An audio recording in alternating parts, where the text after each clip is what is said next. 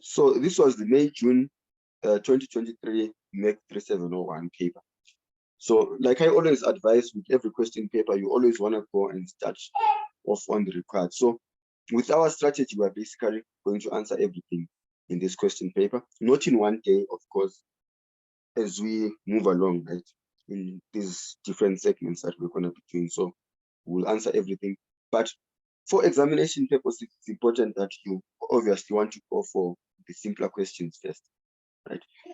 If the question is confusing you, leave it, right? You just go for the one that you can answer, because the whole point in an examination is to convince the examiners that you know this module. And how do you do that?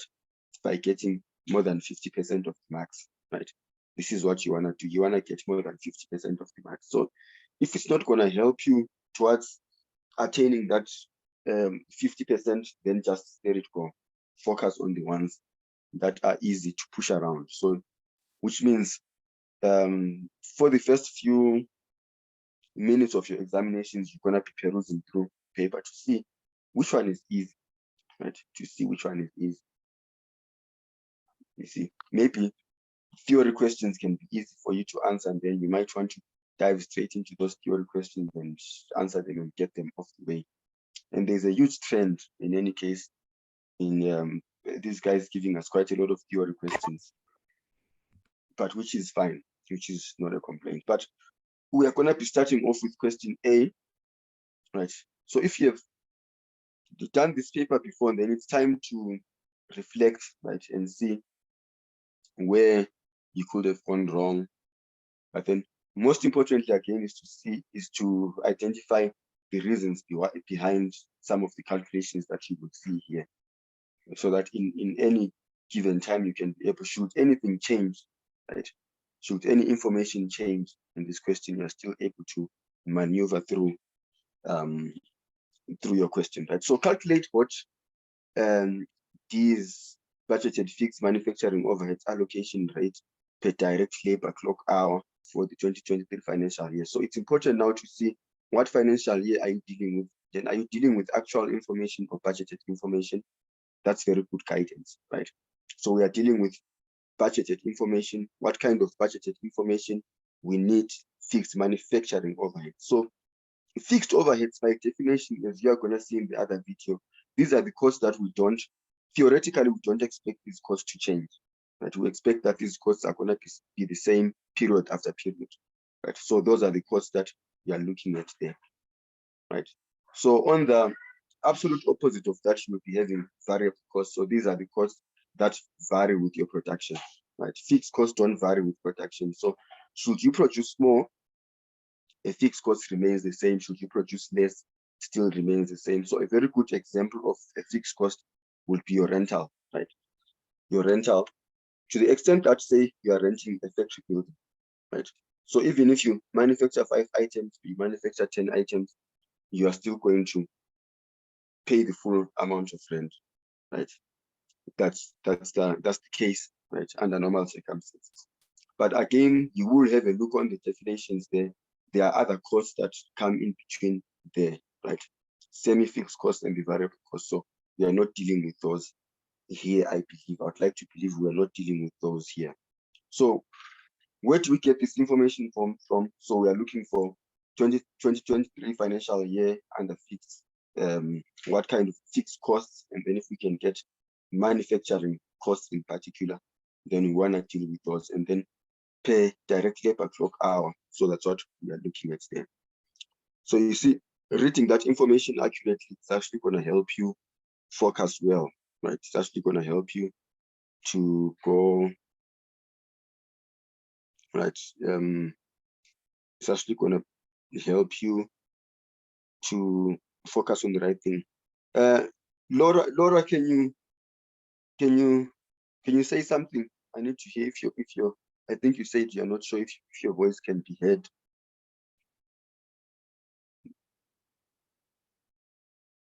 Let me see. Let's see if we can quickly solve that, because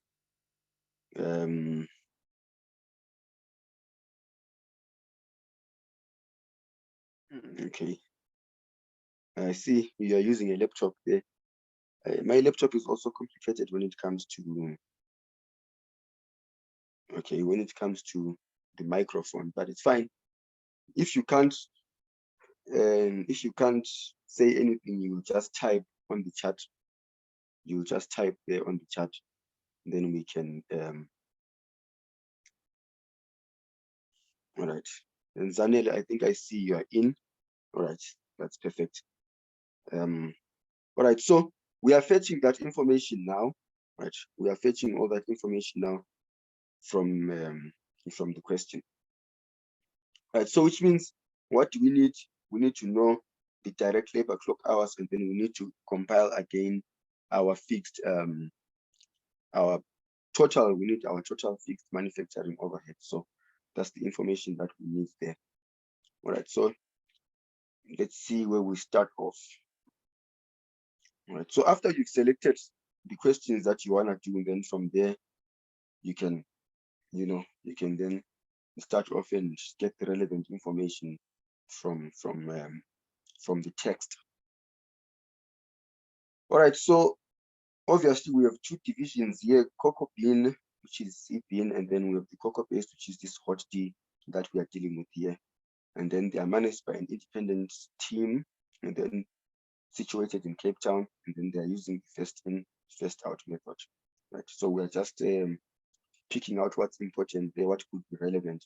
So hot tea produces and sells two types of drinks, right? So they have the basic, and then they have deluxe. Those are the two drinks.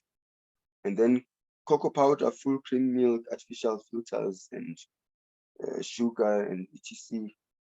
are combined to produce the hot, and then the hot chocolate, deluxe hot chocolate. And then 1 unit of basic contains 500 grams, right? So which means a unit is 500 grams. So this is very important because in management accounting, you're going to be dealing with quite a lot of what per unit. So you need to be able to know, in this instance, what do we mean when we say 1 unit? So when we say 1 unit, basically for basic, we are basically talking about 500 grams, right? It's going to be 500 grams of that hot chocolate, right? That's how it's packaged. And then for lax, 1 unit is 300 grams, right? So it's important because you can already see that these are not the same. One is 500 grams and the other is 300 grams, right? So they are not the same in terms of sizes. So this is going to be very important because we are dealing with costing, right? So which means the cost of 1 unit there may not be the same as the cost of that other unit there. Given, for instance, at first instance, that they are not the same size, right? So we don't expect those to be the same. But let's jump again to, we are dealing with budgeted information, right? We are dealing with budgeted information. So we've got the budgeted sales unit, so we are not told that, and then the actual units sold and actual units produced, got that. And then the standard labor clock units. So the standard labor clock units, that already gives us an idea now that standard is akin to budgeted, right? Standard is akin to budgeted. So we are going to be dealing with, remember we say it's clock hours, right? We want to find the budgeted units, the total cost, or the OAR, overhead absorption rate, based on the clock hours. So we are looking for the budgeted. So we already can identify now that this is budgeted minutes per unit. So basic is going to require 12 minutes to make 1 unit, and then lax is going to require 15 minutes to make 1 unit. Okay, so we keep that in mind, right? And then this is the budgeted per unit for powder produced. Okay, so we've got that all that there is budgeted, and then all that information. And then what's the budgeted to produce at annual maximum production capacity? All right, so this is one information that we need. Right, let's see if we can highlight that, right? So these budgets, they are budgeting to produce at annual capacity, right? So which means in terms of the clock hours, they are going to be doing the maximum possible clock hours with the given maximum production capacity. So that's what we are going to be dealing with there, right? And then there was no actual budgeted opening inventory. All right, and then so what are we looking for now? We are looking for fixed overheads, right? So let's see, budgeted and actual selling price, nothing there. Budgeted purchase price, we don't need that. Budgeted sugar, we don't need that, right? And then we've got the bulk content of that, we don't need all of that. So we keep, oops, yo, right, this moves so fast. All right, and then I'm not gonna use the mic now, the mouse. All right, and then there we go on item 1.15. Right, on item 1.15. Right, what these fixed manufacturing overheads are allocated based on budgeted direct labor clock hours. So we already know that, right? We read that from the question. Right, but the total budgeted fixed manufacturing overheads is given there as 428,450. So ideally, what you want to do, you want to divide this amount by the total clock hours, right? You want to divide that by the total hours, or the total production hours, so that we find out how many rands it costs for us to run a production, let's say in an hour. That's basically what you want to do. All right. So some of the questions that you usually get though, and will not directly give you your manufacturing overheads, as you are going to get them here, right, as a full amount, right? They'll probably give you these amounts fragmented. They will give you rentals, they'll give you all sorts of things that you need to combine up until you get total budgeted fixed overhead. So you need to peruse through the whole scenario and see if there are any other fixed manufacturing overheads that they have not yet been, or that are not included in those. So here, because it's total, so we are going to take them as it is. I think there isn't nothing left. So be careful. Again, we are dealing with manufacturing overhead. So here we have the budgeted other fixed admin costs. So we are not dealing with these at the moment, right? We are not dealing with these ones. So we just need the fixed manufacturing overheads.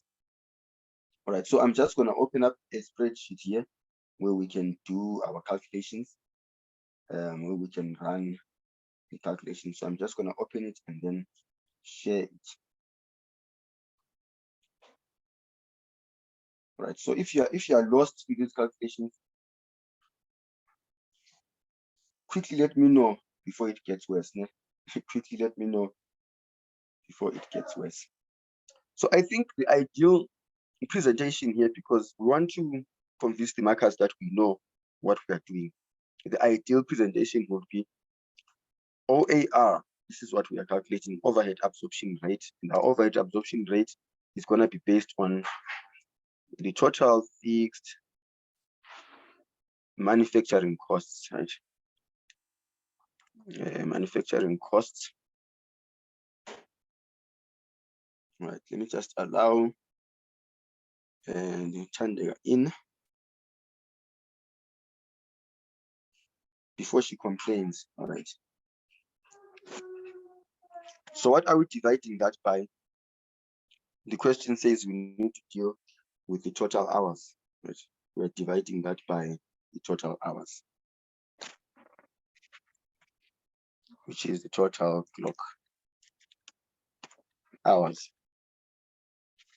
So once you are doing a presentation like this, the marker already has the impression that you know what you're doing. The marker already has that impression. So you're trying to convince them that you understand. I think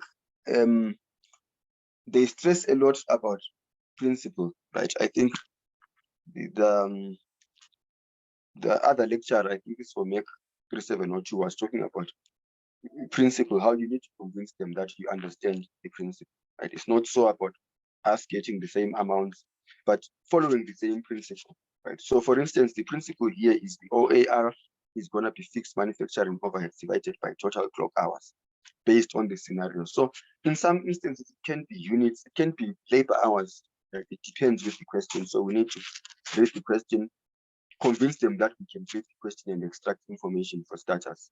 So we've already extracted that, okay, total fixed manufacturing overheads is that much, and then total clock hours, we got that again from the scenario that's what they use, right, to absorb their fixed manufacturing overheads.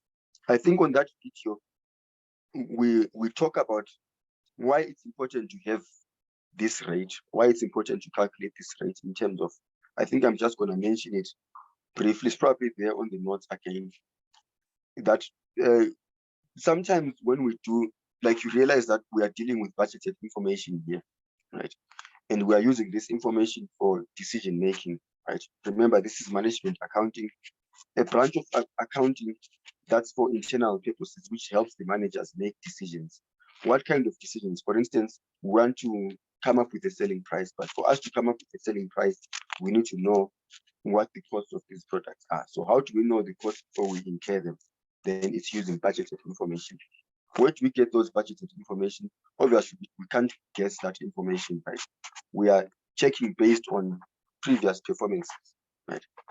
We are basing, if you're an auditor and you are auditing this kind of information, then you want to ask management, on what basis are you coming up with this budget, right? Then they should be able to explain to you that, look, last year, this is what these were the results. Last year, these were the results. So it's reasonable for us to assume that the total fixed manufacturing costs will be this much, right? Based on a certain level of production. All right. So we use budgeted information, first of all, because we don't have access to the actual information, but we need to make decisions as of now. So we need to make use of that budgeted information. All right. So back to the question now, we are going to look at clock hours. So clock hours, we might need to do a calculation there. So let's put the calculation there as 1. Calculation number 1. And let's see how we go about that calculation. So there's going to be a lot of maths in this module, So there's something that I underlined. So what that I highlighted, what D budgeted to produce the annual maximum production capacity for the financial year and to sell all units produced, right? So we are budgeted to produce at the maximum capacity and to sell everything. That's very good. That would be nice to do that actually in practice. All right, but now we are dealing with units. Let's have a look at the maximum capacity. So the maximum capacity is 130 tons of basic hot chocolate and 42 tons of Lux hot chocolate. So this is where the math comes in now. 130 tons. Now we are dealing with grams here, and then there we are dealing with tons. So with tons, so we're gonna find the common ground there. So it's easier for us to convert all these into kgs. Why are we doing that? Okay, why are we doing that? Because this is in grams, right? And we're interested in units here. Why are we interested in units? Because over here, our clock minutes are per unit. They are not per kg or per ton. So whatever we do here, our maximum capacity needs to be converted into units, into number of units that we can produce. And then based on that, we can know the clock hours that we need to produce those given units or that maximum units. Sometimes I do get confused when it comes to converting tons into, tons into grams, into kgs. That's perfectly normal, right? And you know what you do when you get confused with that? Go on Google, right? It's gonna help you. Just Google how many kgs are in a ton. That will pretty much give you the answer, right? But what's more important now is what you do with the answer, right? Which is what we are answering here, which is what we are dealing with. So it's 130 tons. So we want to make these into kgs, right? So if we convert these into kgs, obviously we are dividing this by 1,000, right? And then in that one there, we are also dividing by 1,000. So let's just start off with that there. I think that's going to be easier. Right, so let's put that on calculation. All right, let's say this is calculations. So let's just say this is calculation number 1, which is for the clock hours. Right? But we're going to be dealing with 2 kinds of products, basic and it's lux. Right, lux like this. All right, and then a unit of each. We can start off there. Right, these workings you basically want to write them the way you understand them. Right, I obviously write them different every time, like depending on the mood, depending on how I break down the question or understand the question at that particular time. That's allowed, right? So the units, I think we said 1 there is, let me just quickly check on the question paper. The 1 is 500 grams and then the other is 300. So basic is 500. So if it's 500, then 0.5 kgs, right? 0.5 kgs. And then this one, a unit is going to be 0.3 kgs. All right. And then maximum capacity.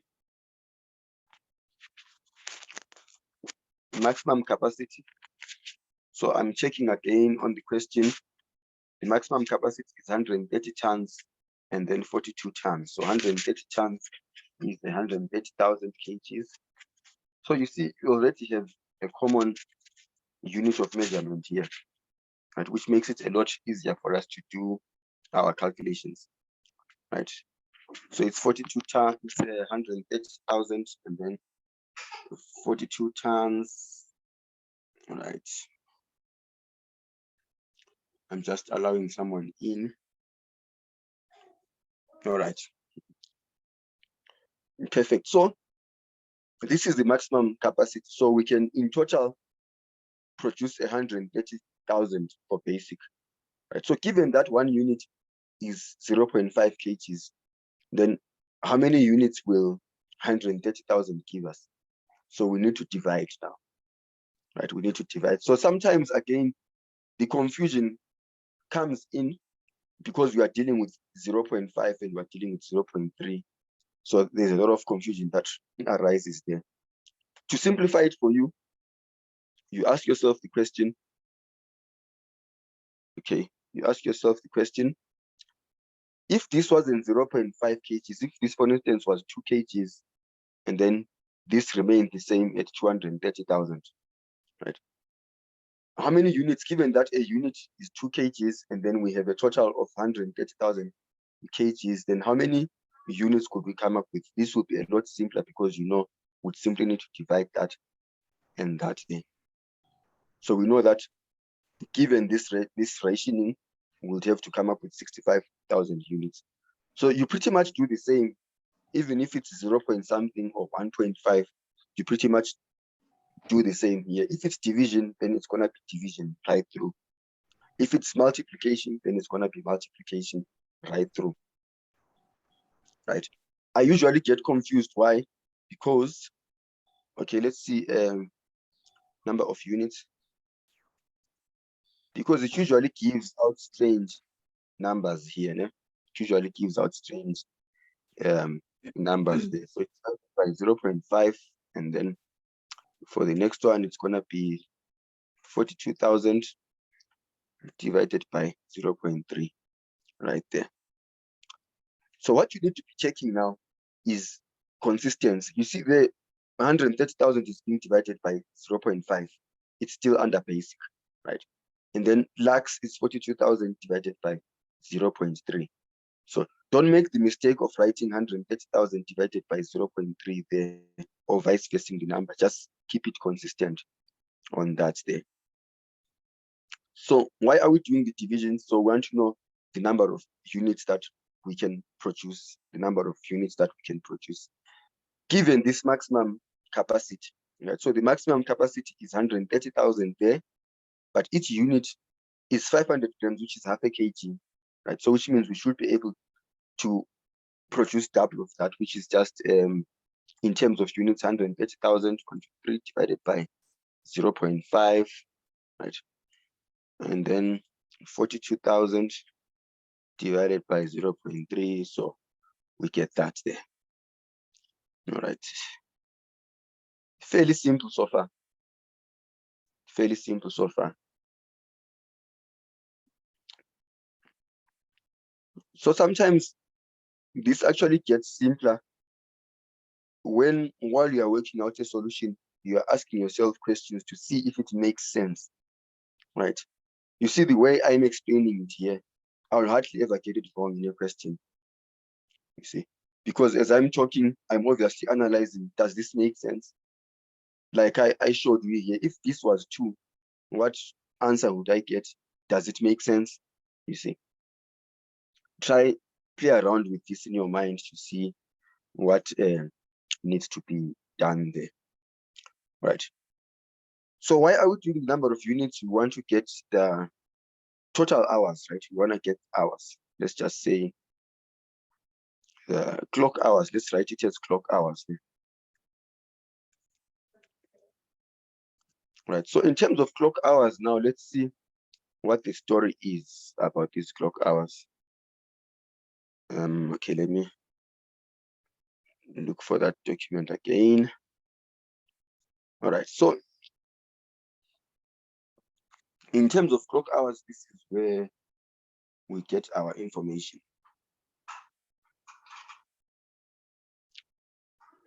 Right. In terms of clock hours,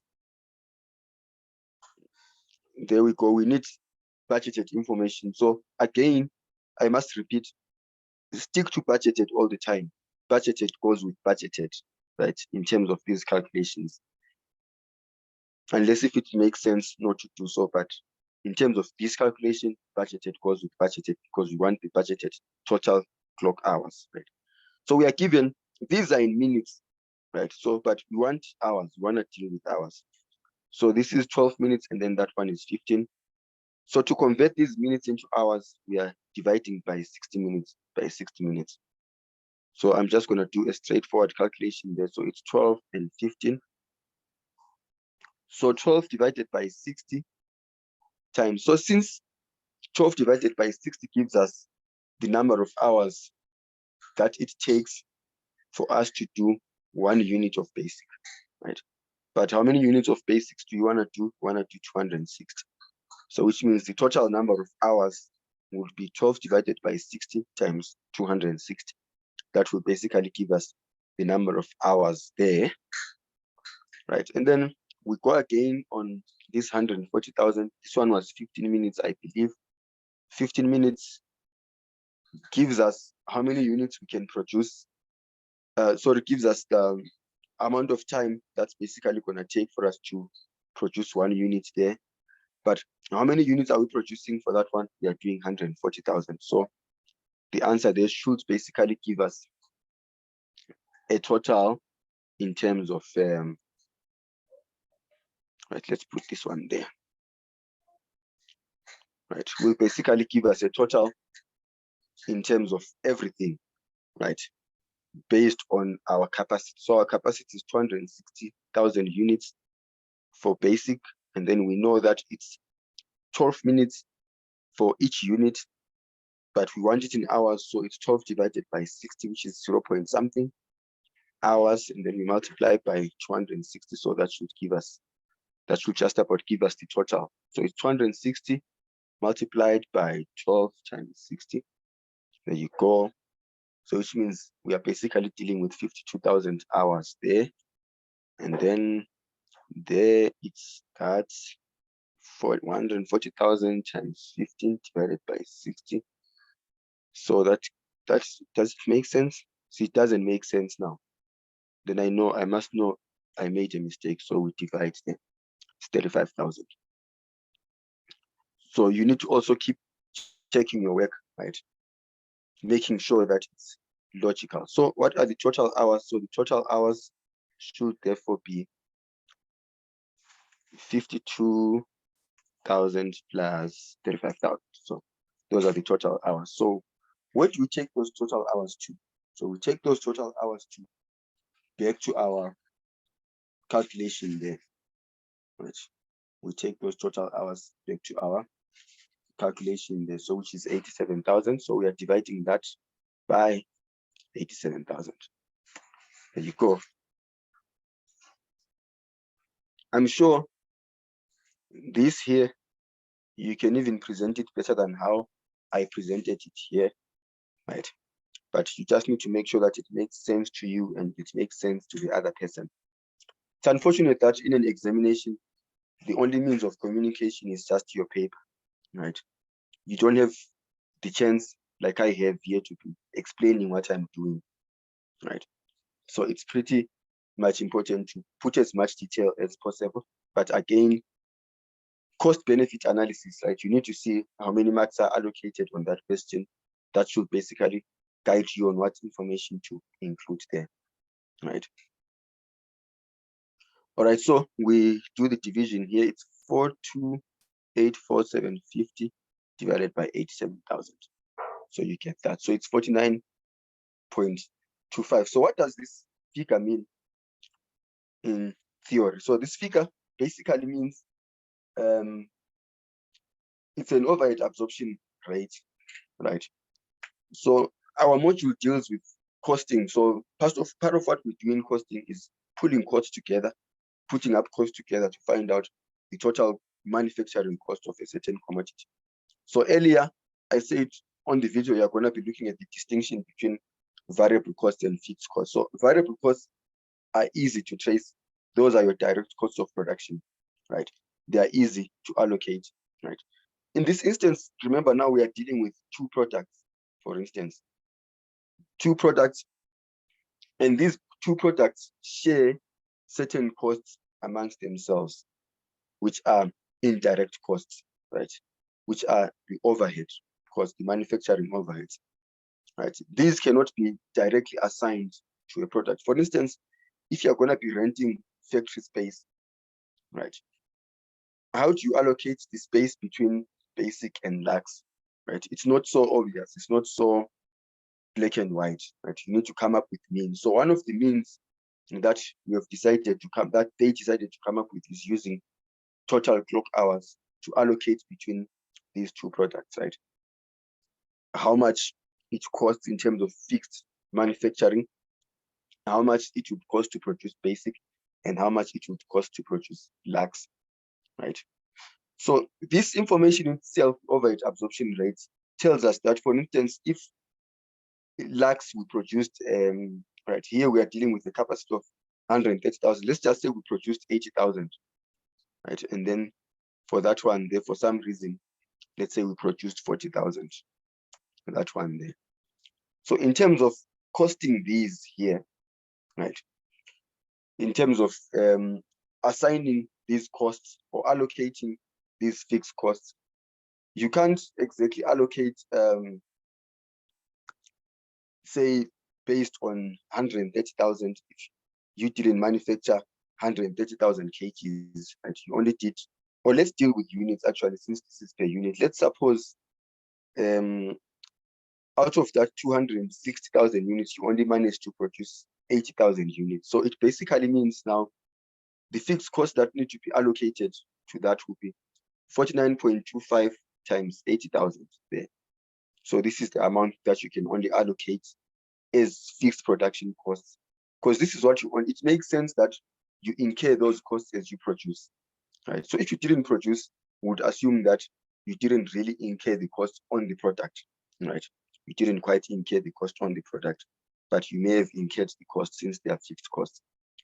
Then if you did do 260,000, then it's going to be the fixed cost that would be allocated there would be 206,000 times 49.25. So that would give you 1 million something. You see the difference there. Or it's 12 million, right? You see the difference there, right?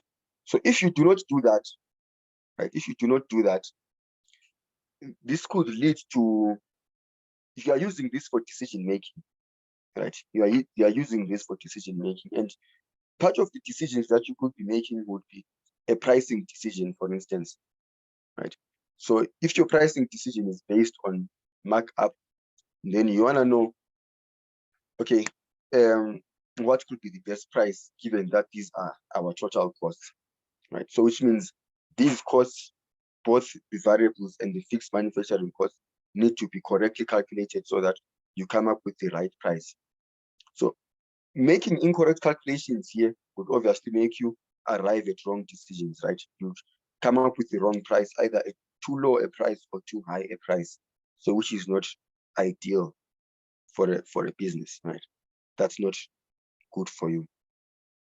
But we will see where this is going to be used again, right? We will see where this is going to be used again.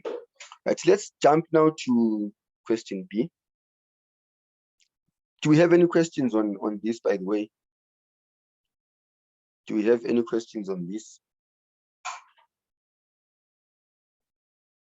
Based on this so far, I think you can agree with me that management accounting is not so bad.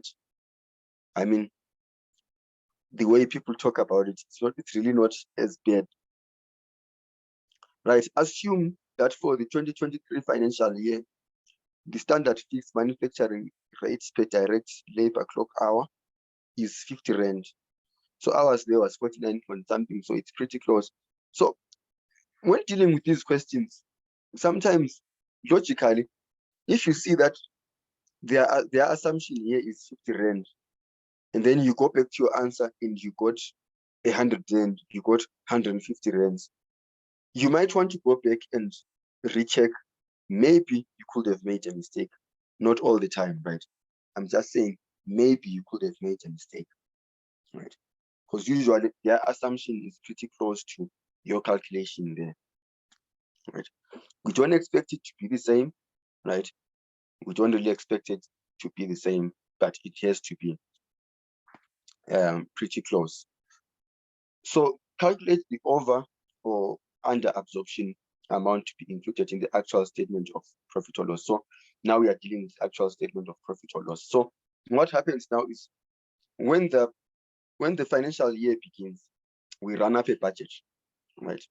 And then in that budget, we have got our budgeted fixed costs, the ones that you saw there, right? We have our budgeted fixed costs. So how do we account for those budgeted fixed costs? So budgeted fixed costs obviously are based on relevant data, right? Possibly last financial year's results and the likes, right? And maybe any changes that we expect in this particular financial year, but it is reasonable, right? So we have that budget now, and we have budgeted fixed manufacturing overheads, of which we use that now to come up with a fixed allocation rate, right? So in this instance, it's based on direct labor clock hours. So that helps us to do our costing of inventory, right? This is why this is important, basically. We make use of this in the costing of inventory. So if you remember your trading and profit or loss account, let me just put up the trading account for you, how it looks like. So when you are using the absorption method, you basically have sales and then less your cost of sales, right? Cost of sales. Then your cost of sales would have your opening inventory, some accounting for you now. And then here, what are you gonna have? You're gonna have your manufacturing costs, right? Let's just say, yeah, manufacturing costs. So this is gonna be your total manufacturing costs. Let's just say TMC, and then you're gonna have your closing inventory there, right? But we are dealing with we are gonna be dealing now with these manufacturing costs here, right? These manufacturing costs here. When we are running up this budget, we don't have actual information. We don't have the actual information of the manufacturing costs, particularly in this instance when we're now doing this actual statement here. We may have the actual costs that were incurred in buying sugar. These are going to be captured there, right, on our cost of sales. So under our cost of sales, this is where we have our total manufacturing costs. So our direct expenses or our direct costs here are easy to capture, right? We just pull up invoices, we can see what we how much we bought such and such a thing for, how much we paid the laborers. You know, it's easy to pick that up there. But when it comes to fixed manufacturing overheads, because now this is cost of sale, right? So cost of sales is the inventory that we have sold. It's the cost of the inventory that we have sold. But how do we know the fixed cost of that inventory? Up until we can only know that at the end of the period, like I already said. So which means information that's going to be captured here on the total manufacturing cost, particularly the fixed portion of that, which is the fixed manufacturing cost of that, is going to be based on the budgeted information, because that's the information that we have handy at that time. So if our year ends on the 31st of December in 2023, right? But we've been manufacturing right through from January, February, March, right throughout the year, we've been doing the manufacturing. We need to know the cost of that inventory, right? So like I'm saying, we can know the direct cost, but we can't exactly know with accuracy the indirect cost, because the indirect cost will probably only see at the end of the period that, oh, okay, this is the amount of rent that we've had to pay. This is the amount of insurance that we've had to pay, right? That one we can only know at the end of the period. So which means for costing purposes now, that's why we make use of this here, this OAR, which is again based on budgeted information. Right, now that we have this, what happens when we discover that our estimate here for the total fixed manufacturing overhead based on our production is not the same as the actual information that we have? Now it's December 31, 2023, 31 December 2023, and now we know our costs.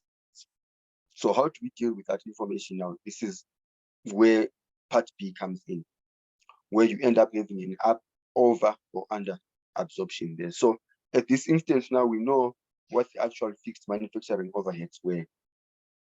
So the actual fixed manufacturing overheads were 4 million. So what we need to do now, we need to go and check how much did we absorb, right? So that process, I'll show you what the process of absorption, what we call absorption there. It's just fancy terms, right? So part B, we can basically take the actual FMO, right? And that one there is given as 4 million. All right, so in essence, you are comparing your actual FMO against your budgeted FMO, right? But not exactly your budgeted FMO. The correct word to use is your absorbed overheads, right? I'll show you the difference just now. So this one is 4 million. 1, 2, 3. 1, 2, 3. Let's see now what was absorbed.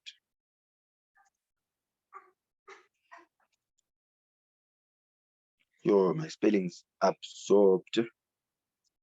Right, we are almost done. I think in the next 5 minutes we're gonna be done. We're just doing A and B. So what was absorbed now is basically gonna be based on the total hours, right? Because again, okay, no need to go there. We know it's 50 rand, right? The OAR is given as 50 rand for part B, right? So we basically know that it was absorbed using that absorption rate, which was 50 rand. So we're saying for every hour that was in the production of these commodities or of these products, 50 rand was for fixed costs, right? Based on the hours that are given. So, which means we can basically take the total hours, multiply by the absorption rate. So this is gonna be 50. I think we can get total hours as a total. Total hours is 87,000 there, right? Suppose that we did that there. We did a total. Let me just allow someone in here, right? This is under the circumstances that we have actually done done the hours. But again, right, again, let me just correct something before I make a mistake. This is budgeted, right? This is total for budgeted. So let's just fix that quickly before we go far. Let's go back to the question.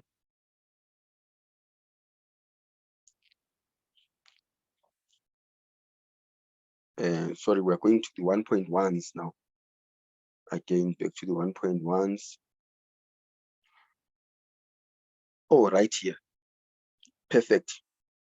So we are dealing with actual labor clock hours now. I forgot to make that distinction.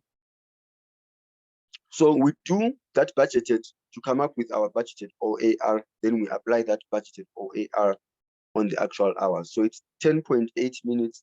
So instead of 12, the basic took 10.8 minutes, and then Lux took 15.6 minutes. So it will be logical now, because we are using this for costing. So we are saying, okay, so each hour was 50 Rand in terms of the fixed manufacturing overheads rate. But then how many hours did it take? Then it's gonna be 10.8 now times the actual production. So these are the actual units produced there, right? These are the actual units produced there. And then these are the actual units produced for Lux. So the correct way of putting that calculation now would be as follows. 50 Rand. Now we need to multiply that 50 Rand times the actual hours, right? Times the actual hours. So we know that it took, based on the question, it took 10.8 minutes to do 1 unit there. So 10.8 divided by 60. But how many units did we actually manufacture? I'm getting from the question again. We actually did, the actual units produced were 255,840. All right. So we multiply that by 255,840. Right. Another mistake that you could make on this one here. Right. Let me just finish for the second one, and then we can talk about a common mistake that can be made there. So again, the rate is the same, 50. We can have a look at the minutes. If you have the question, you'll see it's 15.6. So we took slightly more, divided by 60. And then now we are multiplying by what was produced. So what was produced was, the actual production was 134,000. So that's also given there in the question, 134,000. So we can close that there. All right, so I'm just going to quickly take you to the question so you can see where we are taking these amounts from. All right, so this is our actual production there, that 134,000. And then right there is that 255,840. You have that, and then the actual clock minutes, your 10.8 there and your 15.6 there. You've got that information. All right, and then that's for the two products. Then I'm just going to check again, as per question, if there's a particular product that we are dealing with. Sorry, I forgot to check that. Then one of the mistakes that you could make here is confusing your actual units sold and your actual units produced. Right? These can be the same at times, but in most cases, they are not going to be the same. Right? They are not going to be the same. So if you are dealing with costing, then you want to deal with the actual production, right? You want to deal with the actual production there. Right, then back to the question, let's just see if we are required to do both. All right, the actual FMO is given that, calculate the total. So we basically need the total. So I'm happy with that there. Right, so if we basically need the total, then there is no need to have a distinction on these ones here. We can basically add the two together. Right. So if it's per product, then we could separate between them. You have basic on one side, and then have the other one on the other side. All right, so let's do the calculation. This is going to be 50 times 10.8 divided by 60 times 255,840 plus 50 times 15.6 divided by 60 times 134,000. There you go. So we have this amount here. Right, this is the amount that we get. So what this basically means now is it looks like we absorbed a little bit more, right? Let's see if the calculation is correct. So we have 50 times 10.8 divided by 60 times 255,840. Yes, and then we've got 50 times that one there is 15.6 divided by 60 times 134. So we have that information there. All right, so let's subtract now. We're gonna find the difference between those two. So we have 44,560 there. So we need to decide now if it's an under absorption or an over absorption. So how you make that decision is very simple. So this is what you absorbed, right? So you absorbed 4,044,560, but the actual was 4 million. So which means it's an over, right? So over absorption or an over recovery. So how do you treat this? It's easy again. If it's an over absorption in this case or an over recovery, it basically means that what you put up there in terms of your statement, what you absorbed there as your total under your total manufacturing cost is actually a lot more than what you incurred, right? So which means this one here has to be a reduction on your expenses. So your expenses were more by 44,560. That's what this basically means. So this can basically come in now as a reduction of your expenses, right? So it's going to be treated as an income, right? So which means sometimes now I think I also need to recheck this, what the requirements on this module are. But basically, sometimes you can first have your gross profits there, right? You can have your gross profits. Okay, you will have your gross profit. I think what we can basically agree on there is you will have your gross profit, but how you adjust your over recovery now is somewhere in between there, right? So sometimes you can do that adjustment there by reducing your cost of sales, right? By directly reducing your cost of sales, or you just allow it to come in there as an addition. But I think we'll look at that when we come across the relevant examples on that there. All right, do we have any questions on these questions? Do you have any questions? Right. I have a question. Palesa? Yes, Palesa. Tando, on the first calculation, the units and maximum capacity.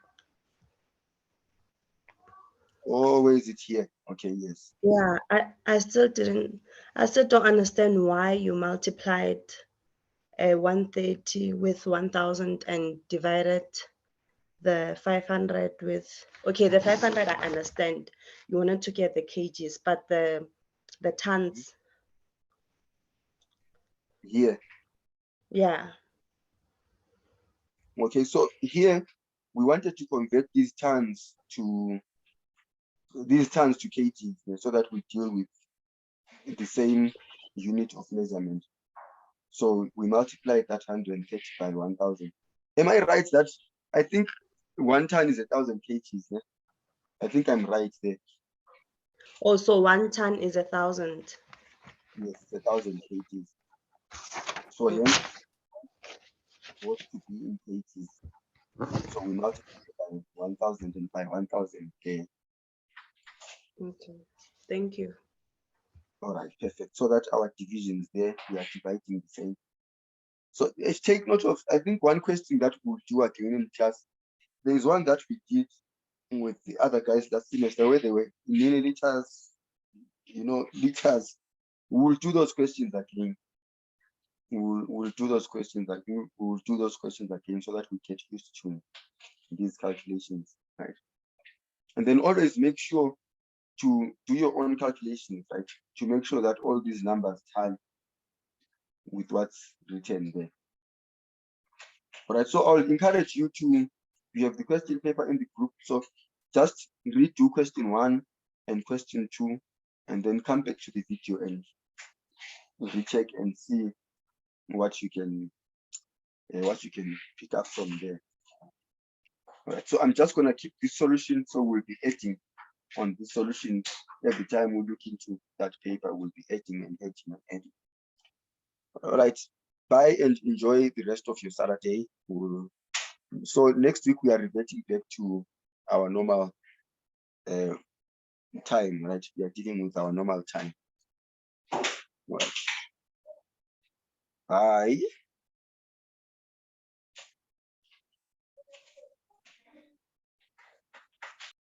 Bye.